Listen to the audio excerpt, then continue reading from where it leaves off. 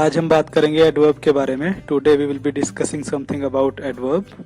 So now I will be introducing adverb to all of you, and then we would be talking about its kinds and its uses. And as usual, as other topics, adverb is also a very interesting topic. So you would be enjoying discussing this topic with me. Adverb एक ऐसा word है, अगर हम definition की बात करें. An adverb is a word, a set of words that modifies verbs, adjectives, and other adverbs. It tells when, where and how an action is performed or indicates the quality or degree of the action. मतलब ये है कि जो adverb है उसका basically काम ये है, वो एक ऐसा वर्ड है जो मॉडिफाई करता है एक वर्ब को भी, एक एडजेक्टिव को भी और किसी दूसरे एडवर्ब को भी. अब इसका मतलब हम एग्जाम्पल में समझेंगे, वो आपको समझ आ जाएगा धीरे धीरे. कब, कहाँ और कैसे कोई एक्शन होता है, एक वो एडवर्ब को, मतलब एडवर्ब उसको डिस्क्राइब करता है, उसको बताता है. तो वो एक उसका दूसरा फंक्शन हुआ एडवर्ब का. पहला फंक्शन है कि मॉडिफाई करना, किसी बात का मीनिंग है उसको चेंज कर देता है. किसी सेंटेंस में अगर एक एडवर्ब आ जाए तो उस सेंटेंस का मीनिंग चेंज हो जाता है. कितना होता है वो भी आगे हम देखने वाले हैं. Example, robin is always hungry for success. Robin is always hungry for success. Robin हमेशा सफलता के लिए उसके अंदर एक भूख रहती है. ठीक है, अगर सोचो आई वुड से robin is hungry for success, तो आप मतलब एक someone would surely draw a conclusion कि रोबिन को एक सफलता की एक जनरली एक भूख है भाई इस पर्टिकुलर सिचुएशन में, है ना. अभी उसको सक्सेस चाहिए ही चाहिए किसी भी कीमत पे. लेकिन यहाँ पे आ गया ऑलवेज, हमेशा. उसकी जनरल टेंडेंसी बता रहा है, एक नॉर्मल ही उसकी आदत क्या है, कि उसका नेचर कैसे काम करता है. Robin is always hungry for success. तो ऑलवेज यहाँ पे स्टूडेंट्स एडवर्ब है जो कि एक सेंटेंस के मीनिंग में चेंज ला रहा है. हंग्री एडजेक्टिव है, एडजेक्टिव को मॉडिफाई कर रहा है. देखो एडजेक्टिव है ना, तो एडजेक्टिव को भी मॉडिफाई करता है. I love her very much. I love her very much. देखो वेरी अपने आप में एक एडवर्ब है, ठीक है ना, और मच भी एडवर्ब है, लेकिन मच के आगे वेरी लगा दिया. अगर मैं सोच ऐसे आई लव हर मच, मैं उसको काफी प्यार करता हूं, है ना, लेकिन I am saying I love her very much, बहुत ज्यादा, बहुत ज्यादा. So very is again modifying the meaning of this sentence. ठीक है ना, तो वेरी यहाँ पे एक्ट कर रहा है, काम कर रहा है कैसे, एडवर्ब की तरह. ठीक है, I hope you are clear with what adverb is, what is its meaning and how does it modify the meaning of a sentence whenever it occurs in a sentence, whether it is before a verb or an adjective or something else. Now we would be moving on towards the kinds of adverbs. Kinds देखते हैं adverb के. Adverb का kind क्या है, देखिए first है conjunctive adverb. Conjunctive adverb क्या है? A conjunctive adverb connects phrases or independent clauses. It provides transitions between ideas and shows relationships. देखिए independent clauses, ठीक है ना, जैसे कोई सेंटेंस है, क्लोज यानी ग्रुप ऑफ वर्ड्स हो जाता है, और एक ग्रुप ऑफ वर्ड्स यानी एक क्लोज अगर इंडिपेंडेंट है तो अपने आप में एक वो सेंटेंस है. ठीक है ना, तो एक सेंटेंस ये, इट रेन्ड लास्ट नाइट, यानी लास्ट पिछली रात बारिश हुई. The final match has not been cancelled. Final match cancel नहीं हुआ. दोनों ही इंडिपेंडेंट क्लोजेस हैं, लेकिन बीच में एक एडवर्ब आ जाता जो कि इस सेंटेंस और इस सेंटेंस को, विच आर इंडिपेंडेंट क्लोजेस, उनको कनेक्ट कर रहा है. ठीक है ना, कनेक्ट कर रहा है. तो कैसे कर रहा है, इट रेन्ड लास्ट नाइट, पिछली रात बारिश हुई. फिर भी नॉनदलेस, इसके बावजूद भी, इसका मतलब ये है इतना होने पे भी, इसके बावजूद भी, the final match has not been cancelled. ठीक है ना, फाइनल मैच कैंसिल नहीं हुआ. फिर भी अगर सोचो, if I would have removed this adverb from this sentence, so it would be like it rained last night, पिछली रात बारिश हुई, the final match has not been cancelled. जो फाइनल मैच है वो कैंसिल नहीं हुआ है. तो एक तरह से वो एक न्यूज की तरह हो जाता है कि भाई ये बात, फिर ये बात, ये बात नहीं, हम एक कनेक्शन दिखा रहे हैं. ठीक है, नेवरदलेस, फिर भी दोनों में कनेक्शन बन गया ना. अब इसको हटा देते तो ऐसा होता पिछली रात बारिश हुई, फाइनल मैच कैंसिल नहीं हुआ. तो इससे, लेकिन अगर मैंने ये ऐड कर दिया फिर भी फाइनल मैच कैंसिल नहीं हुआ, इसका मतलब बारिश हुई फिर भी फाइनल मैच कैंसिल नहीं हुआ। तो एक कनेक्शन बना रहा ना, मीनिंग में चेंज आ जाता है ना एकदम से, तो वो एक नॉनदीलेस यहाँ पे कंजंक्टिव एडवर्ब के तौर पे काम कर रहा है। एडवर्ब की वेरी डेफिनेशन, वेरी बेसिक जो डेफिनेशन है, by its very definition we know that adverb is a word which modifies the meaning of a sentence. तो मॉडिफाई करता है ना मीनिंग सेंटेंस का, तो फिर मतलब में चेंज लाता है इसका मतलब, तो चेंज ले भी आ रहा है। We are still confused, however, if the umpires will come. हम अभी भी कंफ्यूज हैं, जो भी हुआ हो, however, जो भी रहा हो, लेकिन हम अभी भी कंफ्यूज हैं कि एम्पायर्स आएंगे कि नहीं, ठीक है ना। however यानी कुछ भी हो भाई, हम तो अभी भी कंफ्यूज हैं, ठीक है। तो however और nonetheless यहाँ पे एडवर्ब हैं, यानी सेंटेंसेस में चेंज ले आते हैं, उनके मीनिंग में एक चेंज लेके आ रहे हैं। Sentence adverbs. A sentence adverb starts the sentence and modifies the whole sentence.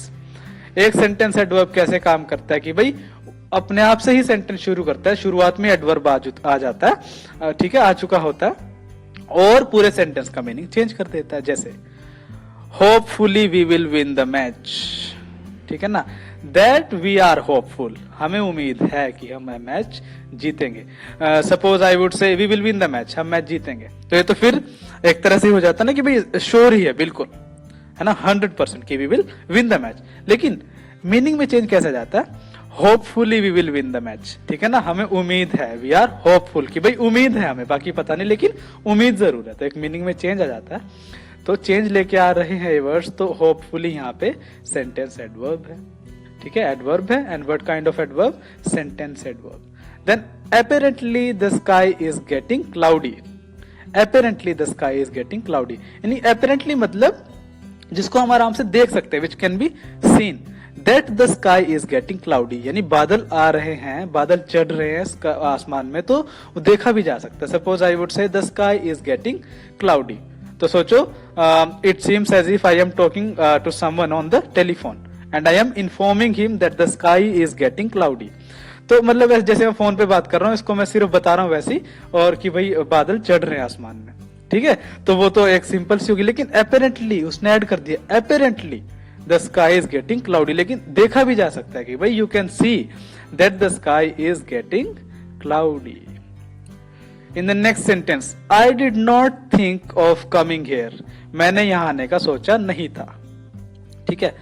But if I add certainly I did not think of coming here, बिल्कुल ही, बिल्कुल 100% I was sure that I would not come here, okay, कि भाई मुझे पक्का पता था कि भाई मैं यहाँ नहीं आऊंगा। सर्टेनली ये बिल्कुल निश्चित तय था, दैट मैंने यहाँ आने का सोचा नहीं था, ठीक है ना। तो certainly, apparently and hopefully, so these are the words which are beginning the sentence and acting as sentence adverbs, thereby modifying the meaning of the whole sentence. Here comes adverb of time. Now adverbs of time or frequency indicate time or frequency, time or frequency. See the cursor is moving between the main words, the highlighting words of the action in the sentence. They answer the question when or how frequently is the action performed. देखिए क्या बता रहा है कि भाई कोई काम कब होता है, ठीक है ना, और कितनी बार होता है, कैसे, कितनी दफा होता है, एक बार, दो बार, या फिर इस तरह से कहेंगे भाई बार बार हो रहा है, कभी कभी हो रहा है, बहुत कम हो रहा है, तो इस तरह से। जैसे I went to school a little late yesterday, a little late yesterday. देखो अगर मैं कहता कि भाई I went to school late yesterday, कल मैं लेट गया, ठीक है, कल मैं लेट गया, तो लेट गया कब पहुंचा, लेट पहुंचा, तो व्हेन यहां से आंसर हो जाता है। कितनी लेट, ठीक है, कितनी लेट, अ लिटिल लेट, थोड़ा late, a little late, I went to school a little late yesterday, ठीक है ना। तो कितनी लेट हुआ, ठीक है ना, और थोड़ा लेट हुआ है, और यस्टरडे यहाँ पे नाउन है, ठीक है ना, तो इसके मीनिंग में चेंज कर रहा है, लिटिल लेट। ये सारे के सारे लिटिल और लेट दोनों के दोनों वर्ड यहाँ पे एडवर्ब्स ऑफ टाइम बता रहे हैं, एडवर्ब का काम कर रहे हैं, जो कि मॉडिफाई कर रहे हैं एक सेंटेंस को, ठीक है।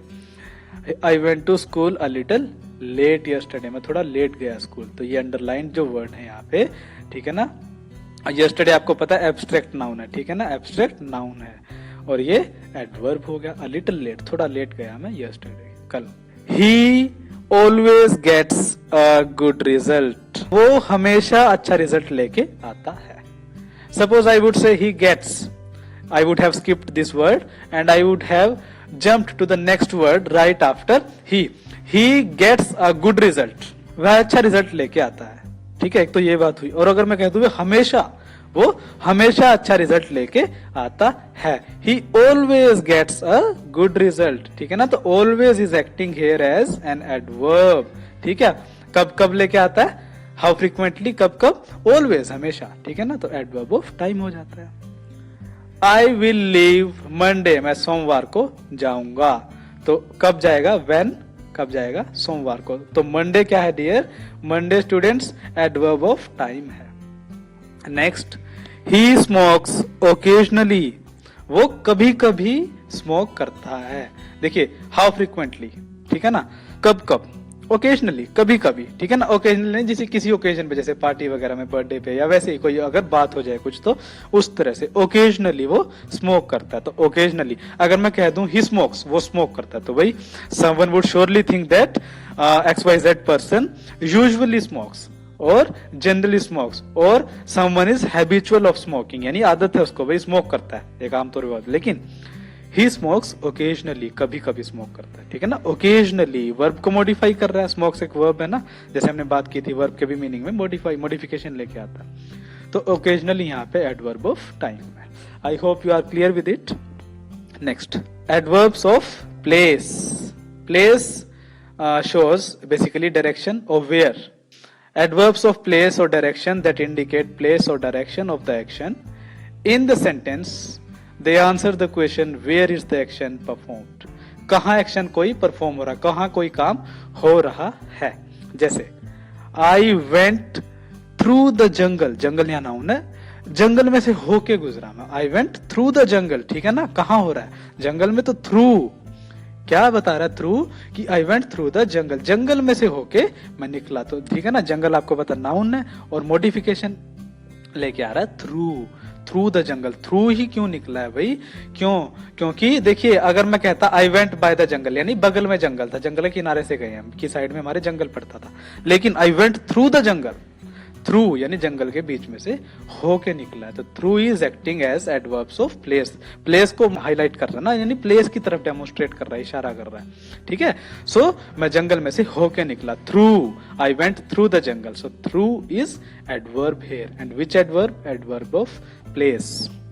Next, he plays in the field, वो फील्ड में खेलता है। इन, ठीक है ना, इन, इन यहाँ पे फील्ड नाउन है, इन कहाँ खेलता है, फील्ड में, in the field. So in is here, in क्या दिखा रहा है, जगह दिखा रहा है ना, कहाँ खेलता है वो, ठीक है। सो इन यहाँ पे एडवर्ब ऑफ प्लेस हो जाता है अगेन, क्योंकि इसके बाद ही आप देखिए प्लेस का ही है ना, प्लेस, फील्ड एक प्लेस है, ठीक है ना, जहाँ पे खेली जा रही है कोई चीज।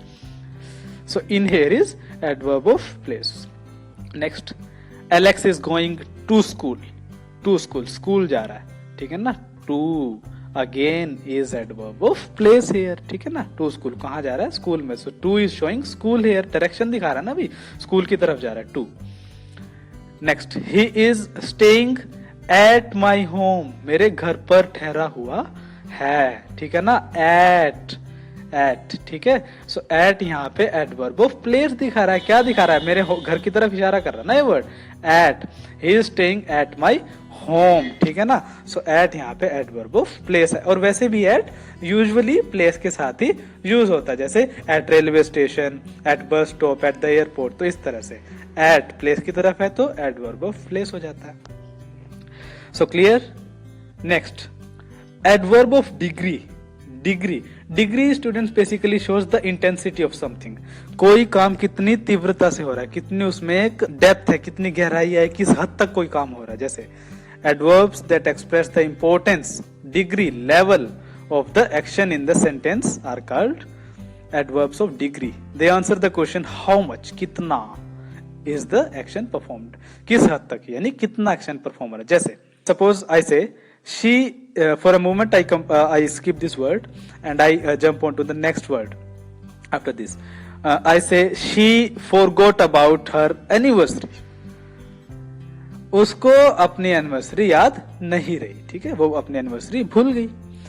बट नाउ आई से she completely forgot about her anniversary, completely, बिल्कुल ही, यानी उसको एक हिंट तक भी नहीं है कि आज कुछ स्पेशल हो सकता है, आज के दिन कुछ स्पेशल हो सकता है, बिल्कुल ही भूल जाती है। तो शी कंप्लीटली, किस हद तक, हाउ मच, किस लेवल तक, कंप्लीटली, बिल्कुल ही भूल जाती है, ठीक है ना। सो क्या दिखा रहा है, डिग्री दिखा रहा है ना, तो adverb of degree. Next, I read the newspaper thoroughly, मैंने न्यूज़पेपर को पूरा पढ़ा, कंप्लीटली, अच्छे से, थोरोली भी होता है कंप्लीटली ही, ठीक है, ऐसे सिनोनिम यूज कर लेते हैं हम लैंग्वेज में। I read the newspaper thoroughly, मैंने न्यूज़पेपर पूरी तरह से पढ़ा, अच्छे से पढ़ा। सपोज आई से आई रेड द न्यूज़पेपर, मैंने न्यूज़पेपर पढ़ा, तो उसमें भी कोई दिक्कत नहीं है। लेकिन I am saying I read the newspaper thoroughly, मैंने न्यूज़पेपर कंप्लीटली पढ़ा, पूरे अच्छे से पढ़ा उसको, ठीक है ना। तो आ जाता है ना मीनिंग में चेंज एक, सो उसके मतलब में एक बदलाव आ जाता है। तो वो जो वर्ड जो बदलाव लेकर आ रहा है, तो वो थोरोली एक वर्ड जो है वो एडवर्ब ऑफ डिग्री है, ठीक है ना। कितना पढ़ा, हाउ मच, ठीक है ना। वो तो क्या दिखा रहा है, थोरोली, कंप्लीटली, पूरा। सपोज आई से I am excited about the new job, मैं अपने नए काम को लेके बहुत एक्साइटेड हूँ, यानी बहुत मैं उत्तेजित हूँ। अगर मैं कहूँ आई एम सो एक्साइटेड, यानी वो बहुत ही ज्यादा एक्साइटेड हूँ मैं, ठीक है ना, बहुत ही ज्यादा एक्साइटेड हूँ, मुझे पता नहीं भी क्या होगा, मतलब एक तरह से कि मुझे बहुत खुशी है उस तरह की। तो आई एम सो एक्साइटेड, बहुत एक्साइटेड हूँ। देखिए मैं एक्साइटेड हूँ और मैं बहुत एक्साइटेड, तो चेंज है तो so, which is bringing the change in the meaning, is acting as an adverb. And what kind of adverb? Adverb of degree. It is showing the degree to which I am excited, किस हद तक मैं excited हूँ, ठीक है ना। so suppose Robin studies, Robin पढ़ाई करता है, सिंपल है। लेकिन मैं कहूँ Robin hardly studies, बड़ी मुश्किल से पढ़ाई करता है, यानी अब मुश्किल इसका मतलब ये नहीं कि उसको मुश्किल होती है पढ़ाई करने में, नहीं, उसको वो बहुत कम पढ़ता है। जो एक डिग्री है, बहुत ही ज्यादा कम पढ़ता है वो। रोबिन हार्डली स्टडीज, यानी बहुत कम पढ़ता है, ठीक है ना, बहुत ज्यादा कम पढ़ता है, यानी ठीक है। एक तो होता है रोबिन स्टडीज, रोबिन पढ़ता है, लेकिन रोबिन हार्डली स्टडीज, बहुत कम पढ़ता है। तो hardly, so, thoroughly, completely, these are the words students which are highlighting the degree of an action, which are adverbs of degree, ठीक है ना। क्या दिखाते हैं, importance, degree, level of the action, ठीक है ना। तो डिग्री दिखा रहे हैं ना, एक लेवल दिखा रहे हैं, पूरी तरह से, कंप्लीटली, थोरोली, बहुत ज्यादा एक्साइटेड हो, बहुत कम पड़ता है। तो ये सारी चीजें एडवर्ब्स ऑफ डिग्री हो जाती है। Last is adverb of manner. Adverb of manner, manner होता है किसी कोई काम किस ढंग से हो रहा है, ठीक है ना, किस तरह से, क्या तरीका, what is the manner of doing something. Adverbs that express the manner, approach or process of the action in the sentence are called adverbs of manner. They answer the question how is the action performed. कोई काम कैसे हो रहा है। देखिए in the earlier sections you have learned as to how the adverbs show how much something is done, कोई काम कितना हो रहा है, to what extent, to what degree, कोई काम किस हद तक हो रहा है, what is the level of the action performed, and when और where the action is performed. Now we would be learning about how is that action performed, कोई काम हो कैसे रहा है। जैसे let us divide the prizes equally, हम क्या करते हैं भाई, प्राइजेस को, इनाम जो हमें मिले, इक्वली डिवाइड करते हैं, बराबर आपस में बांट लेते हैं, ठीक है ना। Suppose I skip this word equally and I read out the sentence as let's divide the prizes. हम प्राइजेस को डिवाइड कर लेते हैं, इनाम जो मिले हैं उसको डिवाइड कर लेते हैं, उसमें भी कोई दिक्कत नहीं है। लेकिन अभी यहाँ पे वर्ड आया इक्वली, ठीक है ना। Let's divide the prizes equally, divide तो करेंगे हम, लेकिन इक्वली कैसे करेंगे, इक्वली, बराबर डिवाइड करेंगे, ठीक है ना। तो ले आया ये चेंज एक मीनिंग में। तो equally is bringing a change in the meaning which is bringing a modification of course. So this word is bringing the modification, hereby it is acting as an adverb, and what kind of adverb it is acting here? It is acting as an adverb of manner, किस ढंग से कोई काम, adverb बराबर, ठीक है ना, equally। हम डिवाइड तो करेंगे प्राइस, उसमें भी कोई दिक्कत नहीं, वो भी सेंटेंस मीनिंगफुल ही होता, लेकिन इक्वली आ जाता है तो वो मीनिंग में चेंज आ जाता है। मीनिंगफुल अब भी है लेकिन मीनिंग में चेंज आ जाता है। It has brought change in the meaning of the sentence, ठीक है ना। हम डिवाइड करते हैं प्राइसेस को इक्वली, बराबर, ठीक है ना, इक्वली, कैसे, इक्वली, बराबर। तो कैसे कोई काम हो रहा है, इक्वली, बराबर डिवाइड कर रहे हैं हम, तो एडवर्ब ऑफ मैनर, किस ढंग से डिवाइड कर रहे हैं। Please handle the camera carefully, camera को ध्यान से हैंडल करो भाई, ठीक है, ध्यान से, carefully.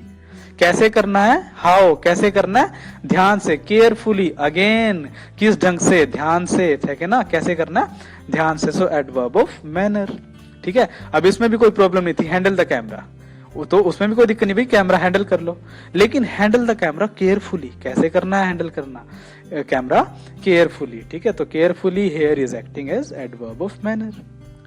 Mic which is the name of a person, वो माइक नहीं है जिसपे बोला जाता है बेसिकली, ये किसी नाउन का नाम है, किसी पर्सन का नाम है, व्यक्ति का नाम है। Mike is working slowly, Mike is working slowly, बहुत ही धीरे धीरे, कैसे, धीरे धीरे वर्क कर रहा है। आप सपोज आई से माइक इज वर्किंग, इस कर्सर को आप for a moment full stop की तरह मान लीजिए, माइक इज वर्किंग, तो उसमें भी कोई प्रॉब्लम नहीं होती, there would be no problem in saying Mike is working, क्योंकि माइक वर्क कर रहा है तो उसमें भी कोई दिक्कत नहीं, मीनिंग है।